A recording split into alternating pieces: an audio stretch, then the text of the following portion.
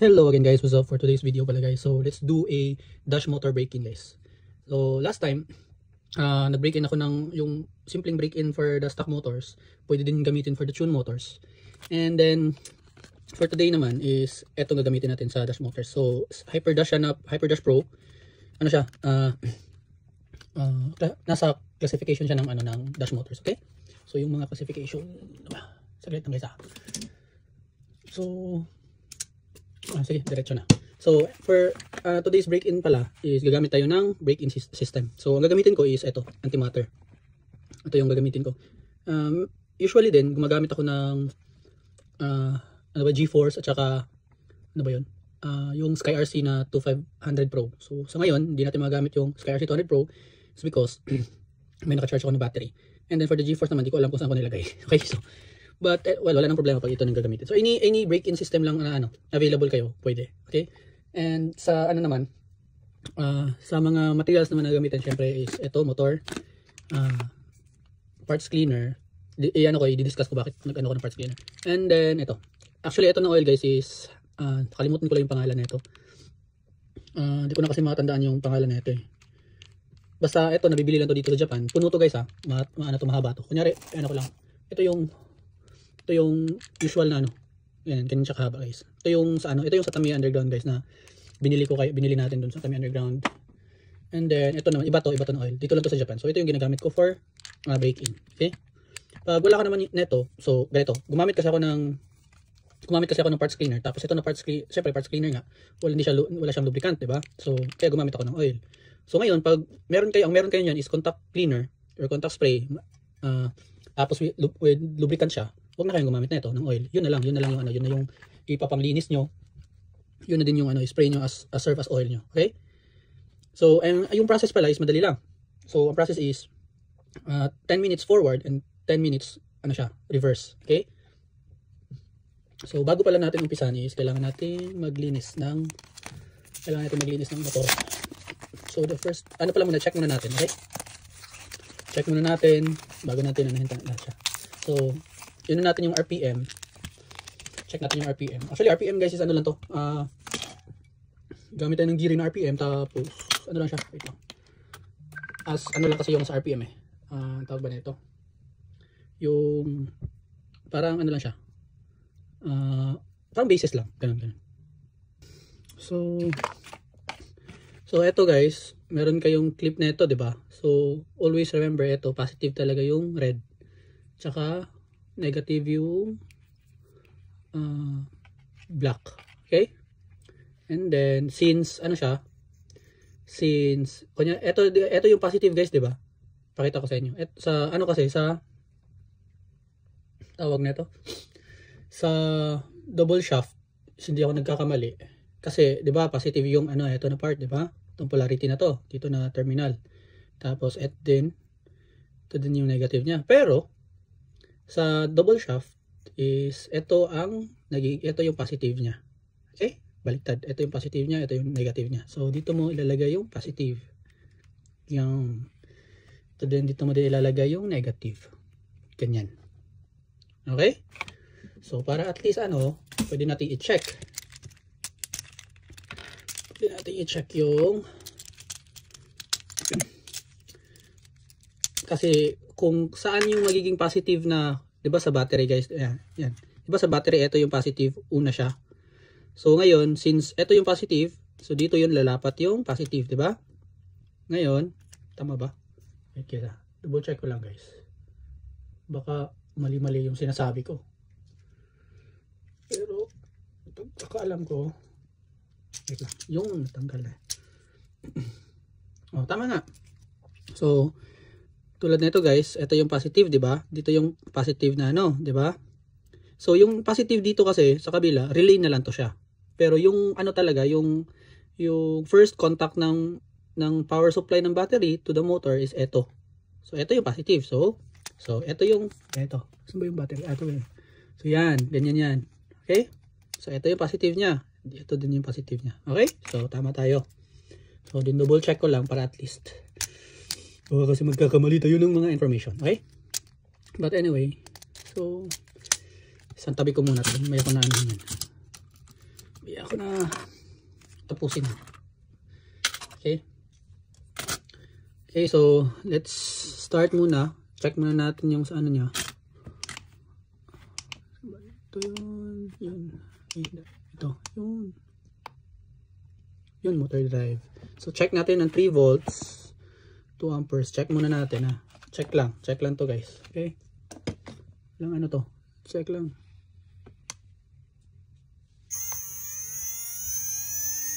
$15 seconds check lang yan.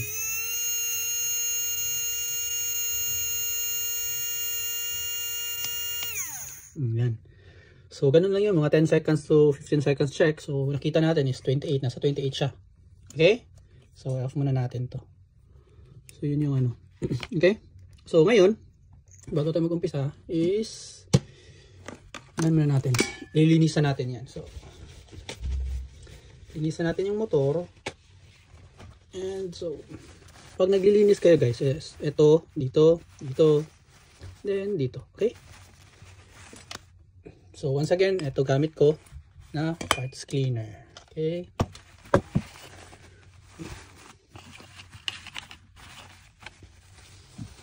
Yun lang.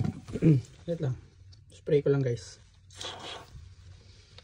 Tanggalin natin yung grease niya lahat. Yung factory grease. Okay? So, taktak lang. Taktak mo pag konti. Taktak mo konti. Okay, pag maglinis. Okay. Lang. Taktak mo lang. So, by the way pala guys, paano malalaman pag maganda yung parts cleaner mo? Actually, madaming parts cleaner, pero ang suggested ko, pag umano kayo ng parts cleaner, yung mabilis mag-dry tsaka malamig na parts cleaner. Kasi may mga parts cleaner na malamig nga siya, pero ang tagal niya mag-dry. So, ito wala na. Ito dry na. Bilis lang talaga. Kasi sobrang bilis mag-dry. Ganun ko lang. Double check lang kung may meron pa ba. Yun yung pinakamagandang parts cleaner. Okay, so gagawin natin is 3 volts, 10 minutes forward. And then, bago pala yun guys, is maglagay tayo ng ganito. Lagyan natin ng lubricant yung motor. So, lalagyan ko. Okay, yun lang. Lagyan ko dito. Yan lang. Hipan mo konti para pumasok yung oil. And then, dito naman sa end bell, ano niya, dito lagyan mo. And then, ikot-ikutin mo saglit guys. Yan, ganyan mo konti. Para pumasok yung oil naman doon. Yung lubricant, okay? So, dito din, same process. Lalagyan mo dito. Okay? Ganun mo lang. Ikot-ikutin din, saglit. Okay? Yan. So, I think somehow okay na.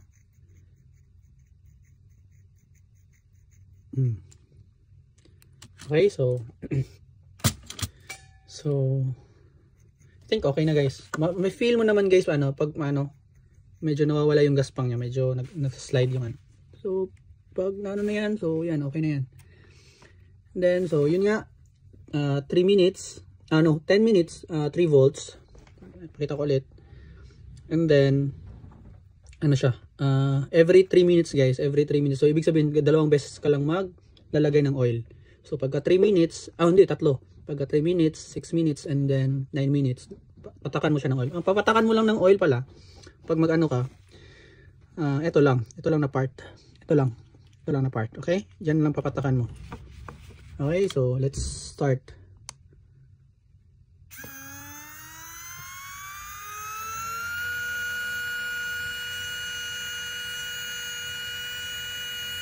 So next time mag-break in tayo. Wala na kasi akong spare na motor na meron ako dito Macdash, pero ayoko mag-break in ng Macdash kasi meron pa kasi akong Macdash na motor na na napapakinabangan ko pa. Sayang kasi yung siguro Hyperdash siguro. I-break in ulit ako ng another Hyperdash Pro. Tapos yun yung ko. Hindi natin napansin yung oras. Tama. Lumampas lang tayo. 3 minutes siya. 3 minutes and 3 minutes and 20 seconds siya. Hindi wala sa isip natin yung kakasalita. So nag-re-oil tayo ngayon. First re-oiling natin 'yon. First ayun nga, re-oil. And paalala ulit guys, lalong-lalo na pag mayroon tayong mga viewers na underage, pa-help kayo sa father nyo or sa kuya nyo na okay? So be careful sa paggamit ng oil tsaka sa parts cleaner, okay? So ingat lang.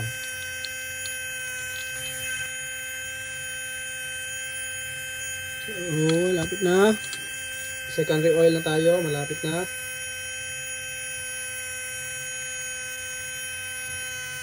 Yun, re-oil tayo. So re-oil ulit. Konti lang. Isang patak-patak lang. Okay? Isang pindutan lang. Na siguraduhin mo lang na may papasok na oil.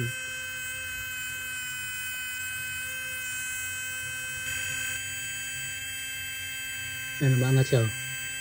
Yung tunog, umaangat yung tunog. Pero, napa-fluctuate siya.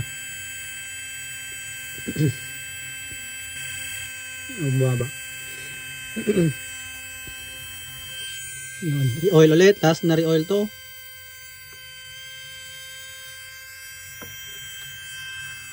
Uy, putol. Putik na yan. Ano natin guys? Kasi 1 minute na lang yan guys eh. Anuhin ko na lang. Sorry na putol. Mistake yun guys, mistake. Ano natin? Kasi ano na lang yun eh. 9 minutes and 15 seconds. Around 15 seconds yun eh. So anuhin natin ng mga 40. 9 minutes and 40 off natin. Tapusin ko lang talaga yung buong 10 minutes na yun.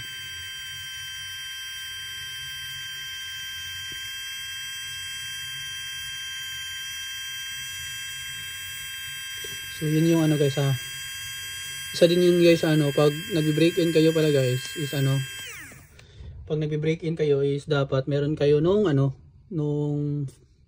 lagayan ng pang-break in talaga. Kasi mas nakaka-help yung ganun eh. So papalamigin natin to guys bago tayo mag-spray ng ng parts cleaner. Kailangan mo nang palamigin to, okay? Tanggalin muna.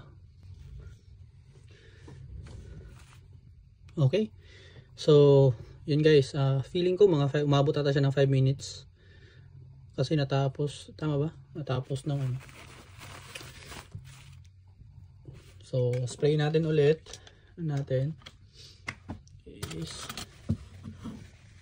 Inisa natin, okay?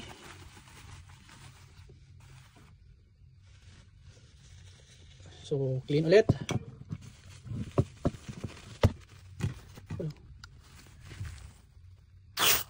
Pinto maglinis guys. Pakita ko na sa inyo. Ako. Diba? Tapos linisan ko lang. Okay.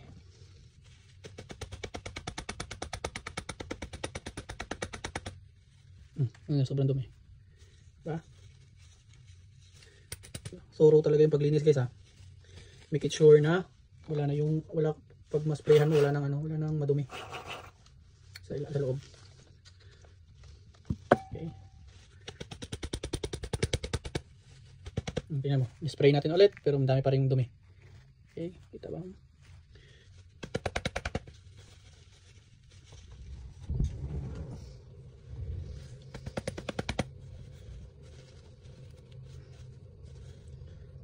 So, nagustuhan ko kasi talaga dito sa parts cleaner na to guys is grabe talaga siya magtanggal ng dumi.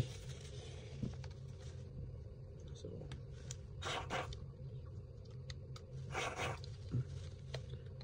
yan. Ano to? Ano ko lang guys dito ko na lang yan guys kasi nahirapan ako pag sa harap kasi. So yan yan ulit. Dumi ulit. Ginanyan ko lang guys Ginanyan ko lang. Yan yung pinaganyan ko. Okay, so last na buga. Kung meron pa rin na madumi pa rin na lalabas. Bubugahan ko pa ulit dun sa may niya, cover niya. Pag madumi pa masyado. Dami pa talaga. Yun yung pinakagusto ko dito kasi may parts cleaner ako na iba guys Tapos wala na talaga. Nagtatanggal siya pero hindi na siya nagtatanggal ng dumi. Yung sa iba Yung sobrang siguro maliliit na lang doon ba sa loob. Madami pa rin pero maliliit ba. Ito na parts cleaner. Ito talaga siya. Yung parang kaluluwa ng dumi nun sa loob. Ililinis niya. So, mahirapan ako dito. Position dito maglinis. So, yan. Ano ko lang, nilinisan ko lang guys. Yung ano. So, ito na yun. Parang, ito na yung last. So, ganyan ako maglinis guys lang. Okay. Okay. Yan. So, yan. Okay na yan. So, ngayon, muna itaktak nyo mas sobra guys ha, para walang residue ng parts cleaner na itira sa ilalim. Okay, dapat dry siya dun sa loob. Ano nyo, siguraduhin nyo. So yun, tapos nun is re-oil ulit. So dito, then dito, tapos bugahan nyo lang. Yun, pumasok na. Yun dito, ano nyo ulit, ganyan nyo ulit, tapos ganyan. Okay, okay, tapos dito sa kabila. Okay, yan.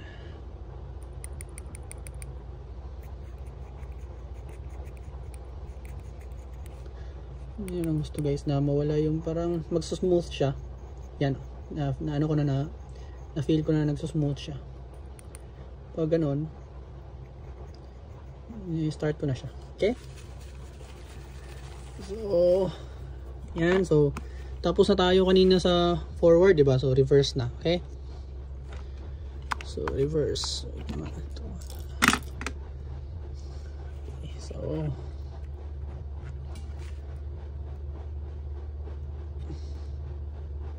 okay, so reverse. So, andito na reverse, ibig sabihin kanina dito yung positive, 'di ba? Ito yung positive. Dito siya kanina. So pag dahil wala tong control for reverse, so dito mo siya i-reverse sa ano na to, sa clip mo. Okay? So nilipat ko yung positive ko na clip dito. Then yung negative ko na clip nilipat ko dito. So yun na yung nagiging reverse. Yun. 10 minutes ulit, tapos 3 volts. So yan yun guys.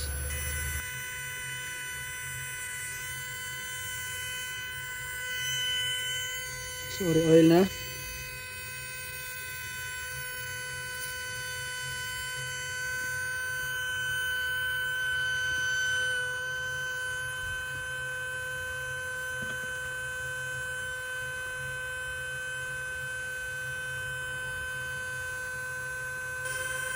So, secondary oil.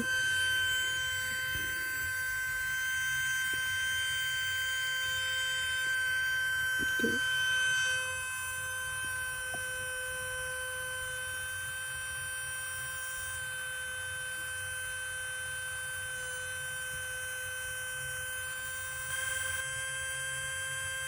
Hindi pala tayo nakapag-re-oil. Yun. Sorry, magpas na naman.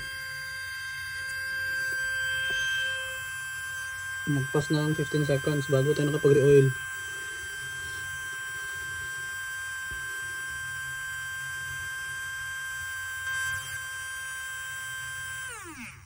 Okay, so tapos na guys.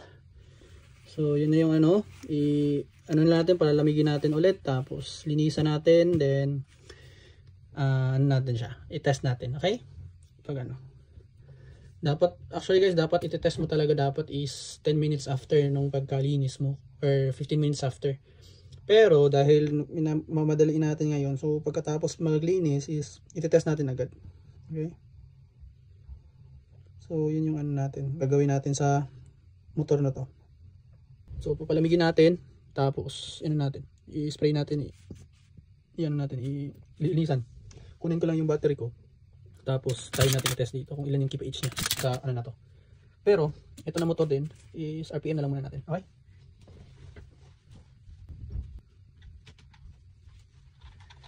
Okay, lapit na guys, siguro 2 more minutes lalamig na yan. Lapit na kasi. So but anyway, muna tayo. So sa battery is, well, naghihintay tayo, test muna natin yung isa. Okay, so 2.1 2.81. Okay, 2.81 to guys ha.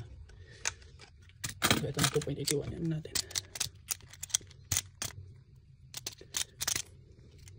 Ito ko pala guys, ito gamit ko is discharger ko to. Okay? Ito wala, ba't nalagay ito dito? Wala to. So discharger ko to, nalagyan lang ng tape. Walang sira to. Noir Racing Lab. Okay? So maliit lang, sobrang liit na ito. Okay? So ganyan lang. Handy. And then sa speed checker natin is ito. Okay? Sa Friday Hobby Shop. Yun.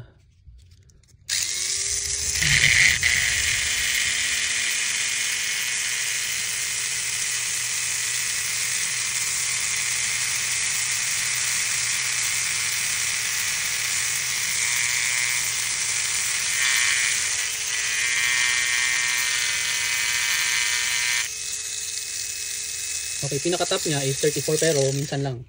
So nasa lagay na i-ano na natin na nasa 33 siya. Yan yung ano niya. Yan yung capacity niya talaga. Ano na to? Okay? So yun yung kph nito. Small dia. Tapos 3.5 na gear. Yun. Ito ko lang. So I think pwede na linisan guys. Yung motor, yung motor pwede na linisan. So linis tayo. Yun, malamig na, okay na. So linisan ko lang to. So same pa rin dito. Yan pa rin, spray pa rin dito. Yan, ganyan pa rin. Okay? So linisan ko lang, okay? Linisan ko lang ulit. Buhok yan. Tingnan nyo guys, tingnan nyo kung gaano kadumi. Ayan. Hindi ko pa tinaktak, ganun na lumabas eh. Yun na siya kadumi. Okay, so tapos na malinisan guys. So tapos ko na malinisan ito. So lubricate ko lang saglit. Bago nyo guys since gagaspang yun sa ilalim guys, lubricate nyo talaga. Okay? So now for the gumamit na kayo ng racing oil kung ganun, okay? Pag yun, hindi ko na to gagamitin, okay? Hindi ko na to gagamitin kasi ginagamit ko na to for braking eh. So gagamitin ko na ngayon is racing oil. So kahit anong racing oil dyan available na meron kayo.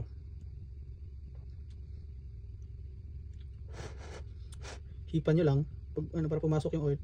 Mga patak-patak lang guys sa racing oil nyo. Okay. So gawin nyo lang pumapasok yung oil dun sa ilalim para mawala yung tunog na magaspang. Pag nawala yung tunog na magaspang pakaikot-ikot nyo sa ibig sabihin pumapasok na yung oil nyo dun.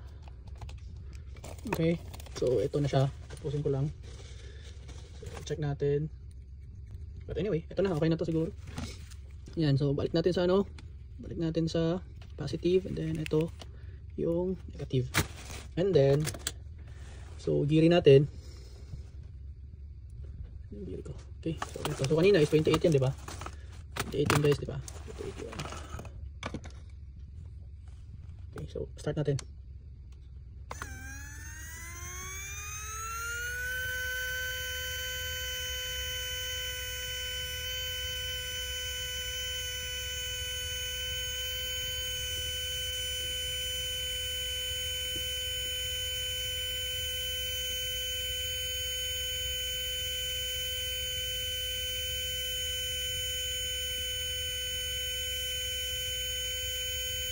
One minute lang to guys ha. Okay,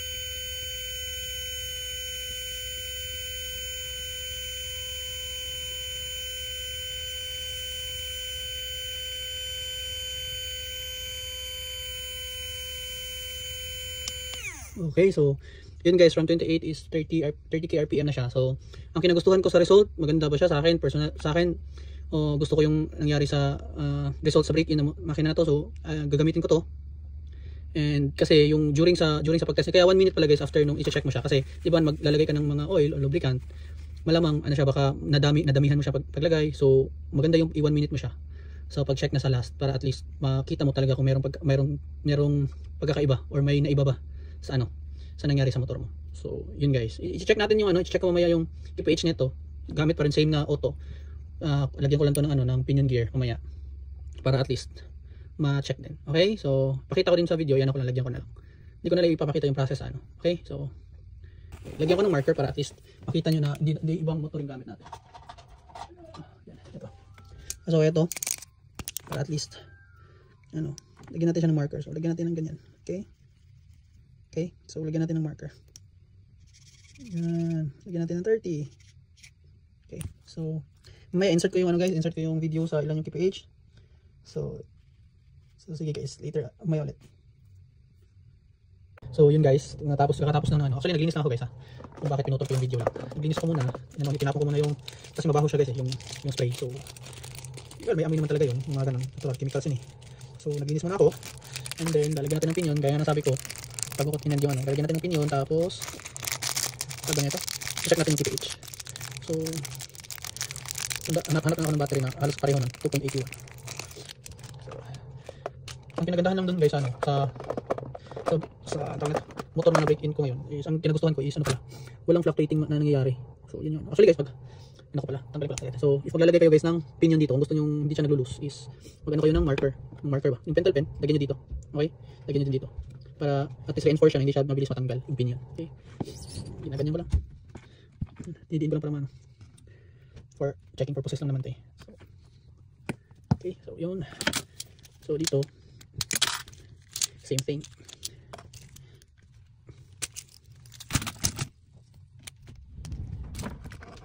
So ito yung motor guys ha. So ito yung motor.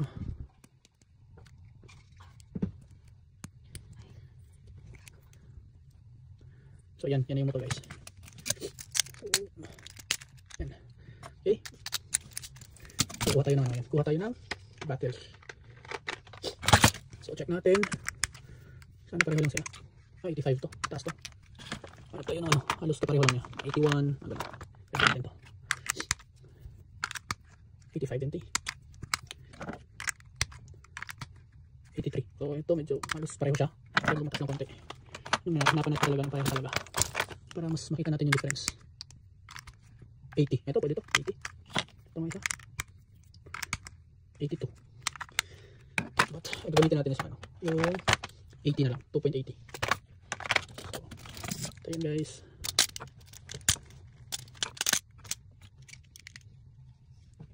So check ulit. Check.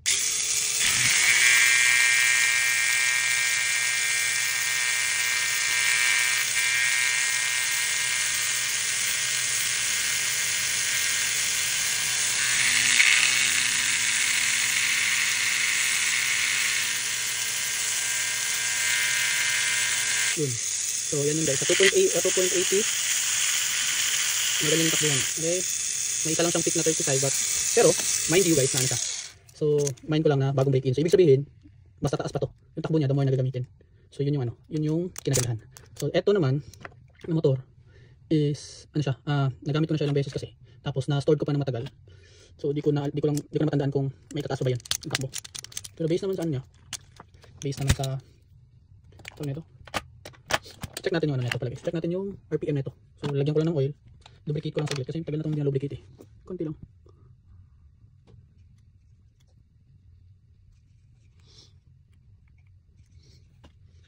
So yun na. Yeah. Check natin yung RPM nito kung ano siya. Ang gas pang ilalim. Yata hindi pa nalinisan ito eh.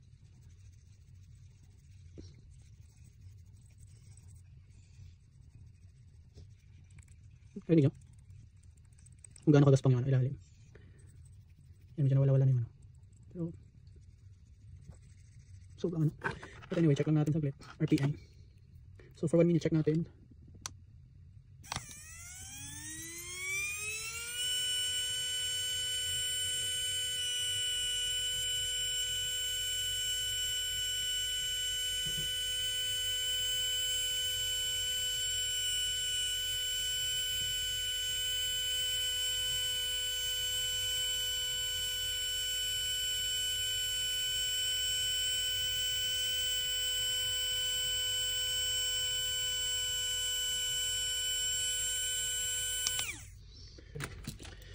So that's it guys. Yun na yung break-in yun na yung dash motors na break-in natin. So yung ano, yung next time na break-in naman natin ng dash motors na battery lang gagamitin, walang break-in system na ano gagamitin, isunod natin yung next time.